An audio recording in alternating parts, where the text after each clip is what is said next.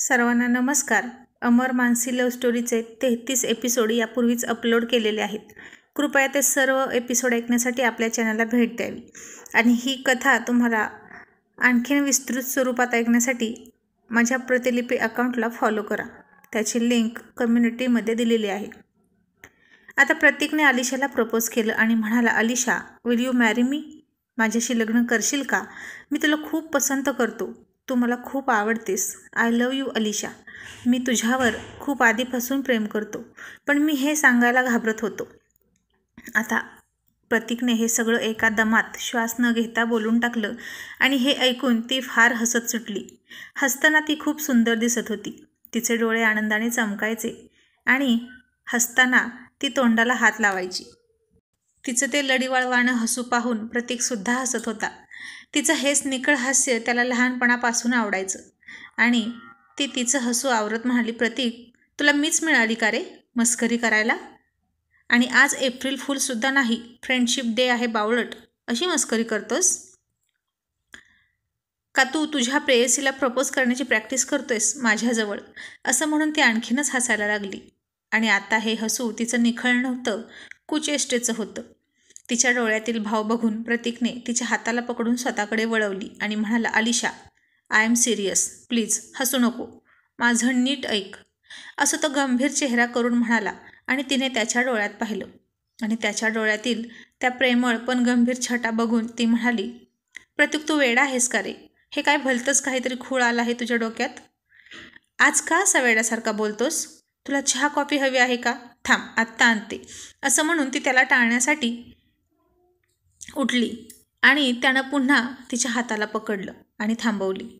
आणि तो म्हणाला, अलिशा, मला चहा कॉफी काहीच नको. मला फक्त तुझं उत्तर हवं आहे. सांग, तू माझ्याशी लग्न करशील की नाही? ती म्हणाली, वेडा आहेस का तू?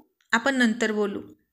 तो म्हणाला, हो, आहे मी वेडा, आणि आत्ताच नाही तर खूप आधीपासून, लहानपणापासून तुझ्यासाठी वेडाच आहे मी. तिला तर विश्वासच बसत नव्हता की प्रतीकच्या मनात असं काहीतरी असेल. म्हणून तो म्हणाला, तुला विश्वास नाही ना माझ्यावर? तू थांब, मी आलोच. असं म्हणून तो पळतच त्याच्या घरात गेला आणि एक बॅग घेऊन आला आणि त्यानं तिच्या सगळ्या आठवणी तिला दाखवल्या, ज्या त्याने लहानपणापासून जपून ठेवल्या होत्या. तिचा छोटा रुमाल, तिची वही, हेअरपिन, कानातलं. आणि हे पाहून अलिशाला खूप आश्चर्य वाटलं आणि ती पुन्हा हसत म्हणाली, प्रतीक, हे कानातलं हरवलं म्हणून मी किती रडत होते, माहीत आहे ना? आणि हे तुझ्याकडे होतं? चोर कुठला? तो खूप हसला आणि म्हणाला, सॉरी, पण मला ते तुला द्यायचं होतं पुन्हा, कारण तू खूप रडली होतीस. पण नंतर मी थोडा स्वार्थी झालो. पण हे कानातलं खूप सुंदर दिसायचं तुला. आता ते पुन्हा भूतकाळातल्या आठवणीत हरवले. तिनं हे सगळं पाहिलं आणि मनात म्हणाली, प्रतीक माझ्यावर खरंच इतकं प्रेम करतो की काय?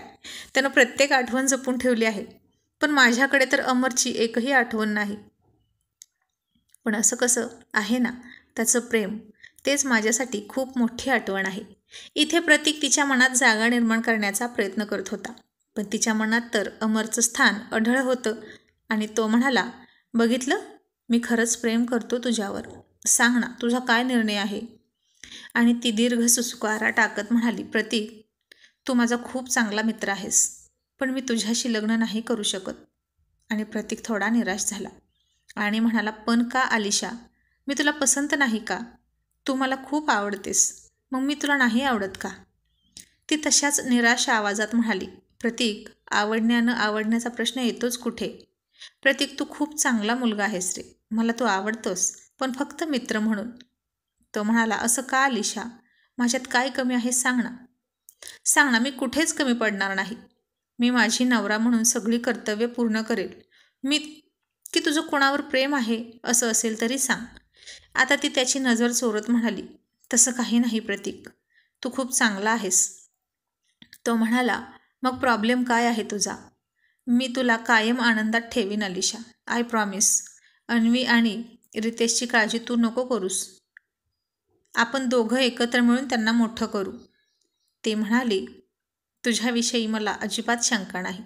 जी पण मुलगी तुझ्याशी लग्न करेल ना, तुझी बायको असेल, ती खूप खुश असेल आयुष्यभर. तो म्हणाला, मग तू का नाही होऊ शकत माझी बायको? आता तिला अमरविषयी त्याला सांगायचं नव्हतं. पण तो ऐकतच नव्हता. तो म्हणाला, मी तुला का पसंत नाही हे मला सांग. कारण हे जाणून घेण्याचा माझा हक्क आहे की तू मला का नकार देतेस. आता ती खाली मान घालून म्हणाली, प्रतीक, कारण मी कोणाची तरी आधीपासूनच झाली आहे. आणि हे ऐकून प्रतीक थोडा बुचकळ्यात पडला आणि म्हणाला, म्हणजे तुला म्हणायचं काय आहे. ती म्हणाली, प्रतीक, मी एका मुलावर प्रेम करते. मी माझं तन मन त्याला अर्पण केलं आहे. आणि आता मी जर तुझ्याशी लग्न केलं, तुझी बायको तर होऊ शकेल, तुझ्या घरात राहीन, तुझ्या नावाचं मंगळसूत्र, तुझ्या नावाचा सिंदूर लावेन, पण मनात मात्र कायम तोच असेल. माझ्या मनात तुला स्थान मिळणार नाही, कधीच नाही. मग हा तुझ्यावर अन्याय नाही का होणार. आणि मी तुझ्यावरच काय, पण कोणावरच हा अन्याय नाही करणार प्रतीक. म्हणून मी कोणाशीच लग्न करणार नाही. मी या नात्याला न्याय देऊ शकत नाही. मी जर कोणाशी तरी लग्न केलं आणि मनात तोच राहिला तर ही माझ्या नवऱ्याची फसवणूक असेल आणि मला तुला फसवायचं नाही. माझं लग्न झालं आहे मनातच त्याच्याशी. मी मनापासून त्याला पती मानलं आहे. समाजाच्या दृष्टीने आमच्या नात्याला अर्थ नसेल, पण मी ते सगळं केलं आहे त्याच्यासाठी आणि त्यानंही माझ्यासाठी, जे नवरा बायको करतात. मी त्याला माझं मन समर्पित केलं आहे एकदा. आता पुन्हा या मनात कोणालाही स्थान देऊ शकत नाही मी.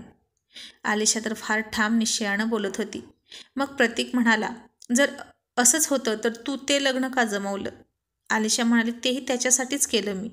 आई खूप काळजी करत होती आणि तो सुद्धा त्याच्या बायकोला स्वीकारत नव्हता, तिला तिचा हक्क देत नव्हता. तीही त्याच्यासाठी झुरत होती, म्हणून मी ह्या लग्नाला तयार झाले होते. पण मलाच माहीत नव्हतं की हे लग्न करून मी काय करणार होते. कदाचित माझं वागणं बघून ते लग्न टिकलंही नसतं. पण त्या देवालाच माझी काळजी होती. त्यानं माझं लग्न मोडलं आणि मला भंग होण्यापासून वाचवलं. आता तोही त्याच्या आयुष्यात सुखी आहे, त्याला बाळ होणार आहे आणि आईसुद्धा नाही या जगात. मग आता लग्न करण्याचा प्रश्न येतोच कुठे. तो माझ्यावर खूप प्रेम करतो प्रतीक, आणि मला आयुष्यभर फक्त त्याचीच बनून राहायचं आहे, पण त्याच्यापासून दूर राहून. आणि आता इतकं सगळं ऐकून प्रतीकला फार मोठा धक्का बसला होता. आलिशा, अगं तू काय बोलतेस हे. तो त्याच्या आयुष्यात पुढे गेला ना, मग तुझं काय. तू एकटी कशी आयुष्य काढशील. आलिशा म्हणाली, मी एकटी नाही प्रतीक. त्याचं प्रेम आहे माझ्यासोबत. अन्वी आहे, रितेश आहे, त्यांच्या जबाबदाऱ्या आहेत. मला त्यांना मोठं करायचं आहे, त्यांना त्यांच्या पायावर उभं करायचं आहे. मला खूप कामं आहेत आणि त्याचं प्रेम मला जगण्याची ऊर्जा देतं. मी कायम त्याचीच राहीन. त्यानं एकदा मला स्पर्श केला, माझ्या शरीराला नाही तर माझ्या आत्म्याला. आता कोणीच मला स्पर्श नाही करू शकत. प्रतीक अगतिक होऊन डोळ्यात पाणी आणून म्हणाला, आलिशा, अगं हे कसलं प्रेम म्हणायचं, कसला वेडेपणा. मला हे सहन होत नाही. तू माझ्याशी नको लग्न करू, पण तू दुसऱ्या कोणाशीही लग्न कर, पण एकटी नको राहूस. हा एकटेपणा फार जीवघेणा असतो गं. तीही रडून म्हणाली, असू दे, तो वरचा आहे ना, तो बघतोय सगळं. माझे अश्रू, माझी तगमग, माझी पीडा, माझं झुरणं, माझा एकटेपणा, मग त्यालाही कळू दे.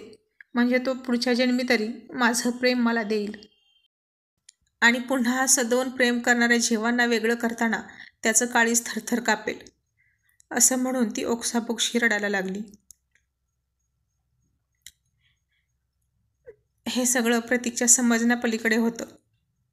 तो ती शांत होण्याची वाट पाहत होता.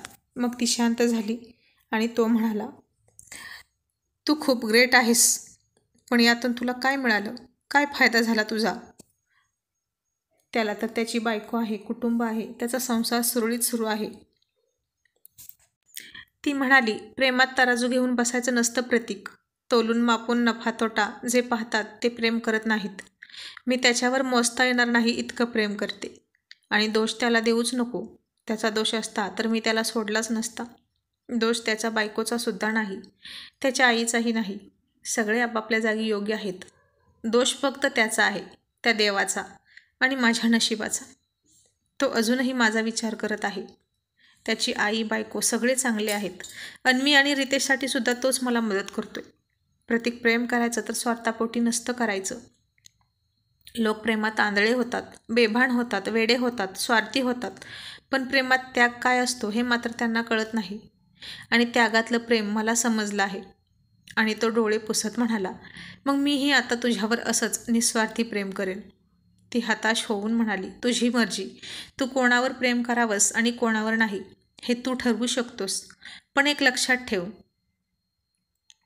प्रेम केलं म्हणून ते प्रेम आपल्याला मिळावं म्हणून अट्टाहास नाही धरायचा.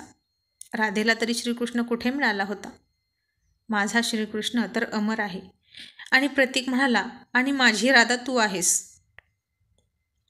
आलिशा, मला भेटायचं आहे त्याला, तुझ्या कृष्णाला. तो खूप नशीबवान आहे ग. असं काय आहे त्याच्यात जे तू इतकं प्रेम करतेस त्याच्यावर? ती म्हणाली, प्रतीक, तो नाही, नशीबवान तर मी आहे जे तो माझ्यावर प्रेम करतो. यात दोष कोणाचा नाही, फक्त नशीब. आणि नशिबापेक्षा जास्त कधी काही मिळत नाही. या जन्मी तो माझ्या नशिबात नव्हता नवरा म्हणून, पण प्रियकर म्हणून लाभला, यातच मी खुश आहे. आणि त्याला काय बघायचं आहे तुला? माणसासारखा माणूस तर आहे, हट्टी, चिडका, रागीट आणि एक नंबरचा मस्तीखोर. श्रीकृष्णासारखा नटखट. अजिबात कोणाचं ऐकत नाही, अगदी स्वतःच्या आईचंही नाही. नेहमी स्वतःचंच खरं करतो. पण खूप गोड आहे, प्रामाणिक आहे, वचनाला जागणारा आहे. आणि कठीण प्रसंगी कधीच साथ नाही सोडत तो. आता अमरविषयी हे बोलताना आलिशा भारावून गेली होती. प्रतीक, मी तुला त्याला भेटू देईन, पण मला वचन दे की तू त्याला मी सांगेल तेच सांगशील. खरं खरं सांगू नकोस. माझं लग्न झाल्याशिवाय तो खुश होणार नाही, हे मला माहीत आहे. त्यानं त्याच्या बायकोला माझ्यामुळे फसवायला नको, एवढंच मला वाटतं. आता प्रतीक डोळे पुसून म्हणाला, बोल ना, काय करायचं आहे तुझ्याशी? लग्न तर करत नाहीस म्हणालीस, निदान मी तुझ्या काहीतरी उपयोगाला येतोय हेच माझं नशीब. ती म्हणाली, आपण दोघं लग्न करायचं. आता हे ऐकून तो थोडा शॉक झाला आणि ती पुढे हसून म्हणाली, खुश होऊ नकोस, खोटं खोटं लग्न करायचं. आणि मग माझं लग्न झालं आहे हे त्याला पटलं की तोही त्याच्या संसारात रमेल. माझ्याकडून लक्ष काढून तो मानसीकडे, त्याच्या कुटुंबाकडे पूर्णपणे लक्ष देईल. सध्या तो माझ्या, अन्वीच्या आणि रितेशच्याच काळजीत असतो, कारण त्यानं मला वचन दिलं होतं की तो माझ्या कुटुंबाची जबाबदारी घेणार आहे. आणि न लग्न होताही तो त्याचं वचन पाळतोय. आणि तो मनात म्हणाला, किती बरं झालं असतं ग जर हे खरं असतं की तू माझ्याशी लग्न करतेस. ती म्हणाली, प्रतीक, माझ्यासाठी तू नाटक करशील माझा नवरा व्हायचं? आणि हे ऐकून तर प्रतीकला आणखीनच मोठा धक्का बसला.